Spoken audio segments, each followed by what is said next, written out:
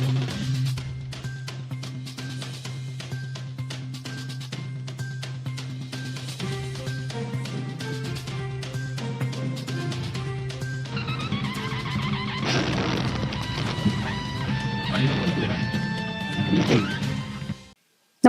आपण पाहता Hirkani news. Hirkani news प्रत्येक क्षण ताज्या घडामोडी आणि महत्त्वाच्या प्रत्येक बातमीसाठी नेहमी तत्पर. वर्षभरानंतर महादेवी उर्फ माधुरी हत्तीनीच्या परतीचा मार्ग मोकळा. शिरोळच्या नांदणी मठात लवकरच होणार माधुरीचं पुनरागमन. गुजरातमधील वनताराच्या पथकाकडून नांदणीतील पुनर्वसन केंद्राची पाहणी. कोल्हापूरकरांसाठी एक आनंदाची बातमी आहे.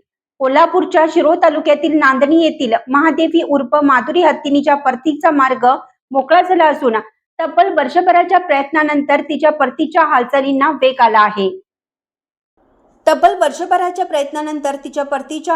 वेग आला आहे.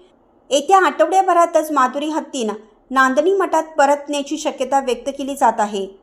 काही महिन्यापूर्वी माधुरी हत्तीनीच्या देखभाल आणि आरोग्याच्या कारणास्तव गुजरातमधील वनतारा येथे नेण्यात आलं होतं. उच्च न्यायालयाच्या आदेशाने तिला वनतारा येथे पाठवण्यात आले होते.